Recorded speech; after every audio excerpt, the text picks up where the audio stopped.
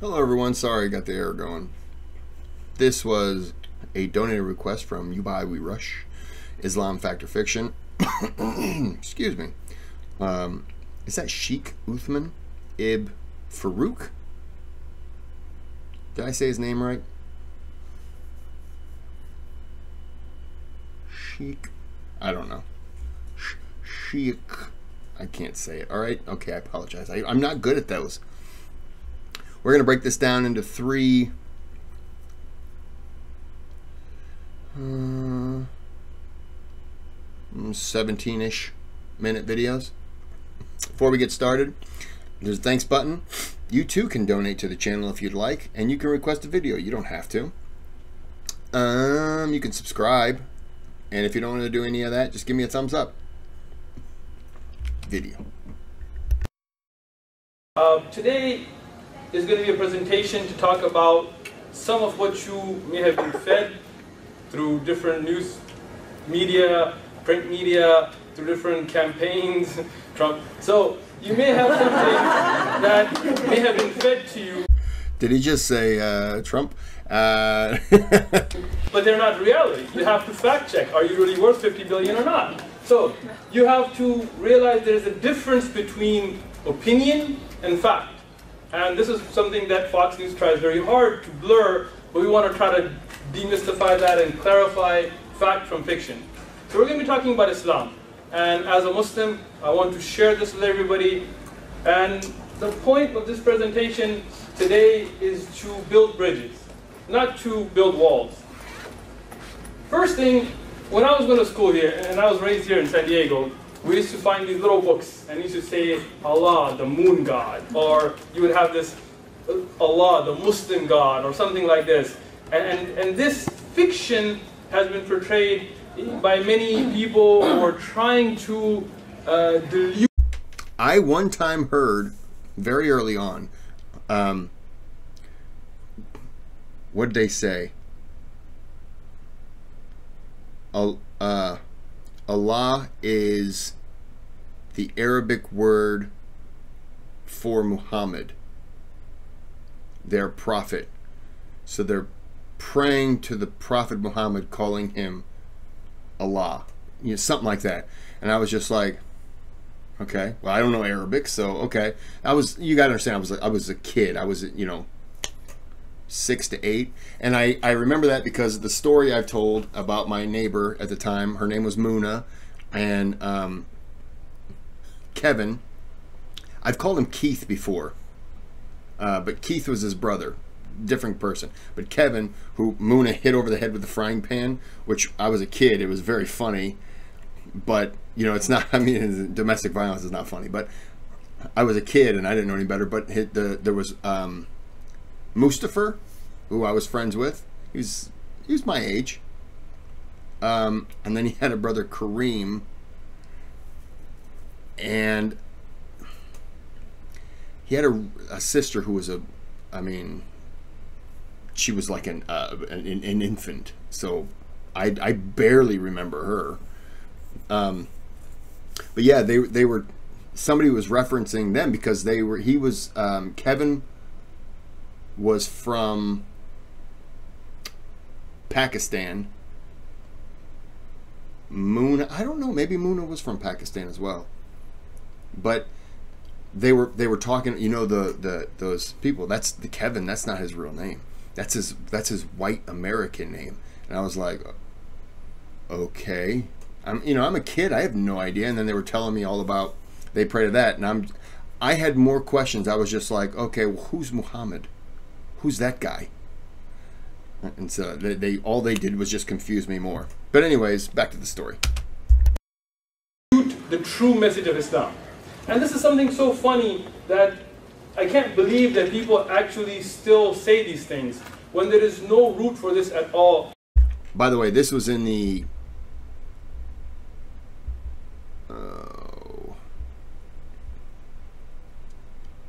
84 to 86 range. So like I said, I was a kid. In Islam, you will find that this is so fictional that you might as well start it with once upon a time in a land far, far away. Because there's no reality to this at all. what is the Muslim belief about God? For this, we want to come to the word Allah. You will see it in Arabic and the transliteration in English. What does the word Allah mean? In simple terms, when we refer to our Creator, God, we refer to Him as Al-Ilah, the sole deity worthy of worship, the God.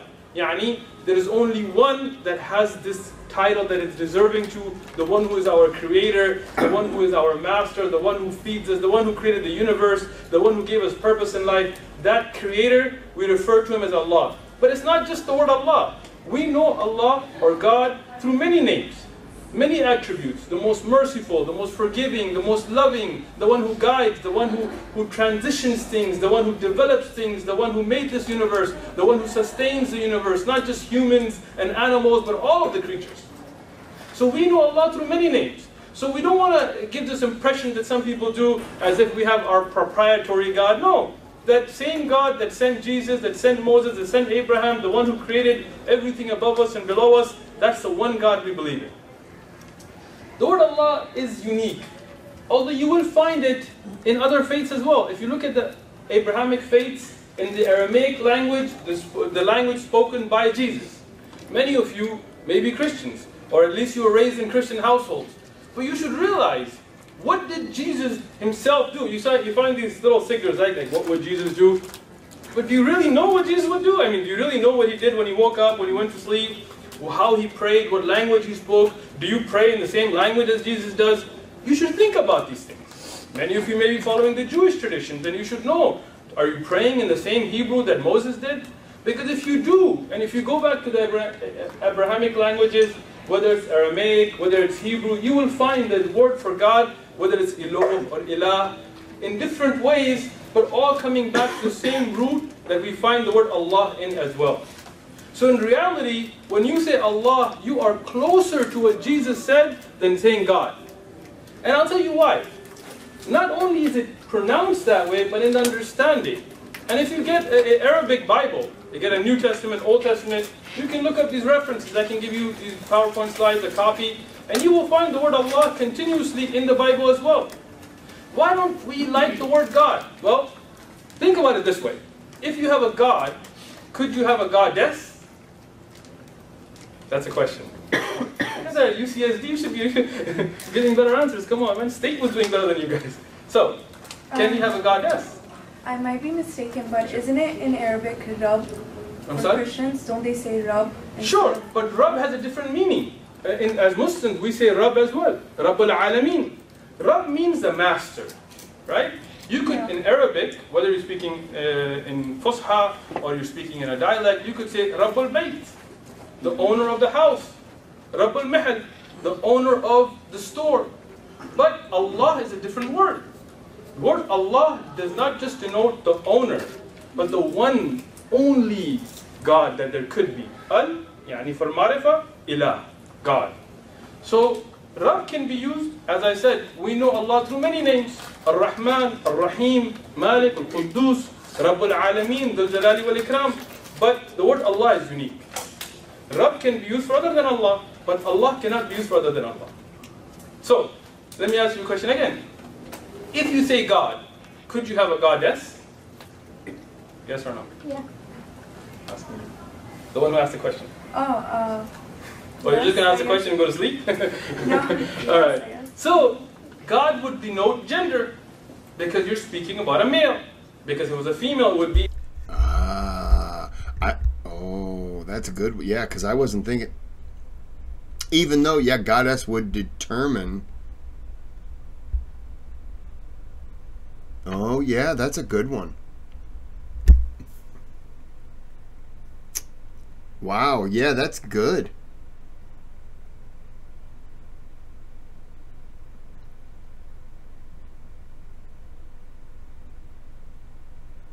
Wow, yeah, that's really good. Okay? Goddess. Goddess. You could have godlings. You could use the word God for other than God. You could say he's the God of basketball, right? You could say he's the God of rock and roll. But the word Allah is unique. Even though the Arabic language is very heavy with gender, Khalid, Khalida, you always have male and female, right? But the word Allah has no gender to it. It cannot be referred to even by an Arab Christian or Arab Jew or Arab atheist to other than Allah. Grammatically, it's incorrect. So this is why the word Allah is very unique. Also, what does Allah, the word, show? That it cannot be for a man. It cannot be for a creature. You cannot call a man Allah. In Arabic grammar, it doesn't make sense. You're saying the only deity worthy of worship, the one that's not created, the one that came by itself, the one who creates everything. So it's a unique word. And that's why we prefer it over the word God, because God can be used for many different things. But it does not give you the complete meaning the word Allah gives. If we look at some of the other fiction that has been put forward, and you will find this fiction in some of your textbooks, that Islam is a new faith that began in the 7th century in Arabia. And when you take Islam 101 here, you might get taught this. But this is fiction. This is as fiction as, I don't know, Star Wars. So, what is the truth? The truth is that Islam comes from the root word of aslama. Aslama, to surrender yourself. And what does the word aslama? Arabic is a unique language where everything goes to a triliteral root word, 3-letter root word. Basically, where does aslama come from? Salama. Salama is a root word for peace. Salam. When we greet each other, we say salam alaikum. Peace be upon you. What is the root word for salam? Salama. So, Islam, the word comes with the meaning of surrendering yourself to the will of your Creator, and from that gaining the inner and outer peace. What is inner peace? It's a spiritual peace that a person has within themselves when they pray, when they remember God.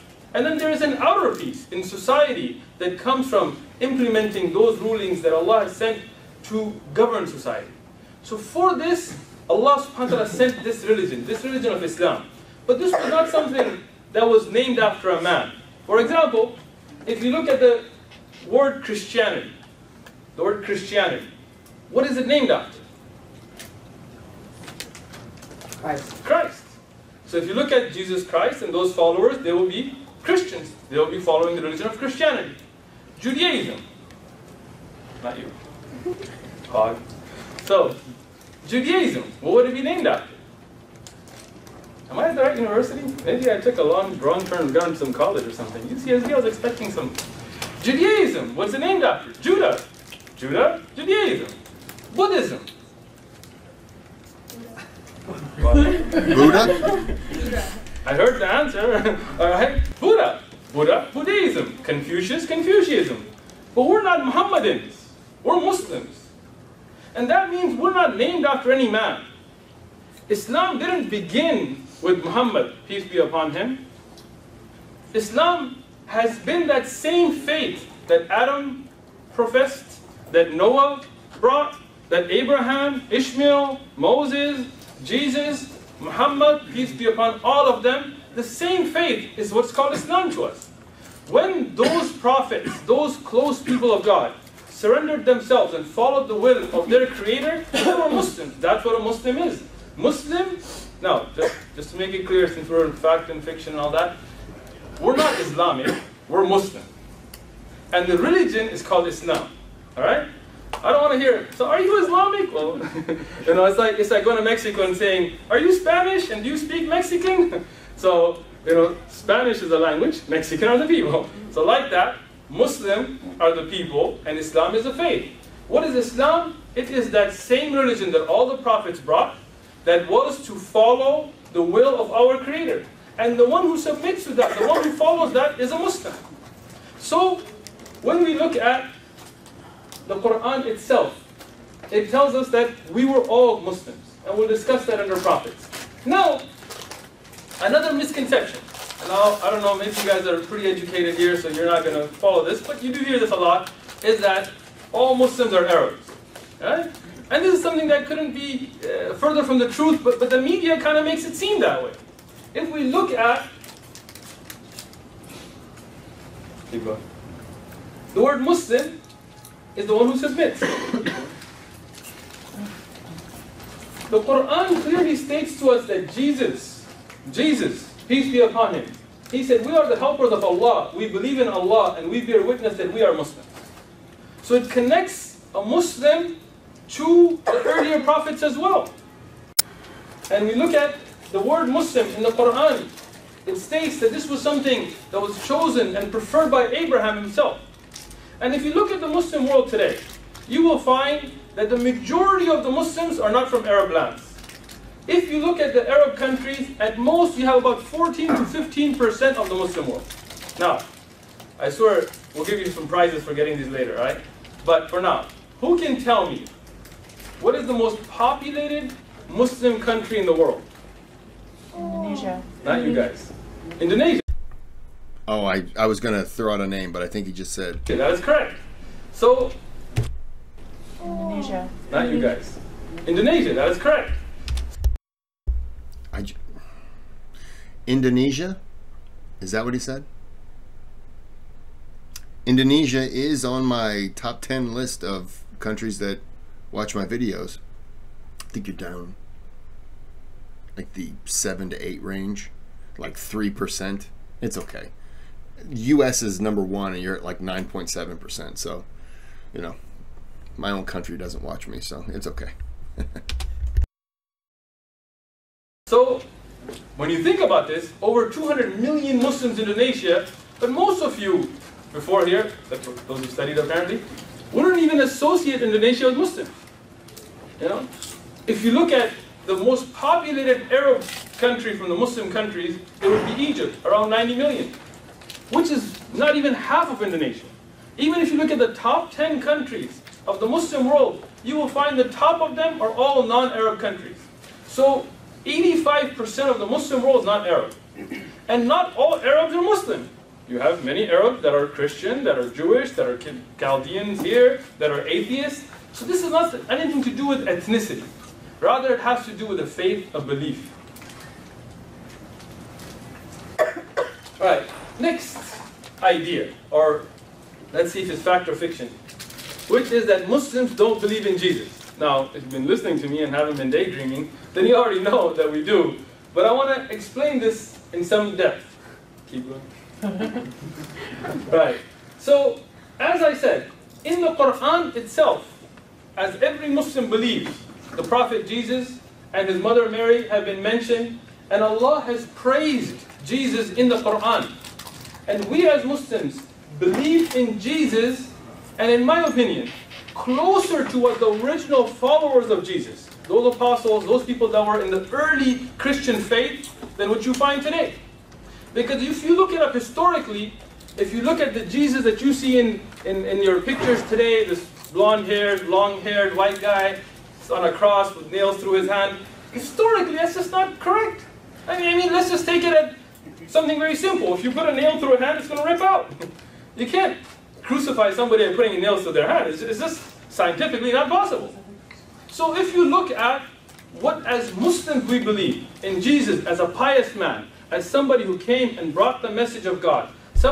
I was, you know, I was told about through the hand, but then I was told, well, no, that's not going to hold. So I've heard that they supposedly crucified you through here, through the meat. It just feels uncomfortable to think about it. Somebody who was not literally the Son of God, but he was the prophet of God, a messenger of God. And you look at the earliest Christian belief, you will find this is closer. The divinity of Jesus came much later. And then to take Jesus into this fictional figure that they've made today is something that happened when the merging of Greek philosophy and Zeus and those kinds of things and their original scriptures came together and to please the European festivals that were already there. I mean, think of it this way. How many of you have heard of Christmas? This was a trick question just to see if you're awake. All right? You've all heard of Christmas, right? Go get a Bible. If you don't have one, I have one. Well, I'll get it. And show me where in the Bible does it mention the 31st or 25th or any other thing in December, having Christmas or a tree or Santa Claus coming down your chimney. Where's that from? Where does Santa Claus? I think it's from in the Bible, page 40. I'm pretty sure that covers all Christmas related things. I wouldn't know, I've never read it. Where does it come from? Google it. You guys have internet? Right? Not right now, later. Right? Well, you can look it up. These are Nordic, European fables that have been blended into the Christian faith. Easter, bunnies, bunnies, bunnies, eggs. Where did all this come from? We as Muslims have a closer belief to what Jesus, peace be upon him, was, and in reality, to the original followers of Jesus than what we find in churches today. Another thing we hear very commonly and very often is the oppression of Muslim women by Islam. Right? And now, before I get into this subject, I want to clarify. There is a difference between cultural practices and Islam. Right? For example, if you have a cultural practice in your country where you tattoo your face or whatever, that may be your cultural practice, but that may not be a part of Islam. So we have to differentiate between practices that go on in some countries and what Islam teaches as a religion. Islam as a religion brought rights and freedoms to women, and that's why you see. Now think of it this way. I'll give you a very good example. We're here in what country? America. Are you sure? We're not Arabia or anything? Alright, you're awake, right? And no sleeping in my dog. Alright, so we're in America.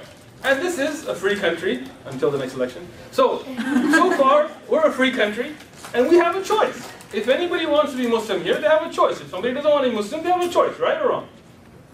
Right? Or not? You with me? Alright, okay. So, now here, if Islam was something that was forced on women, or the religious practices of Islam, you have Muslim sisters sitting here. Look, if any of you don't want to practice Islam, I'll take care of you, just go, run, now.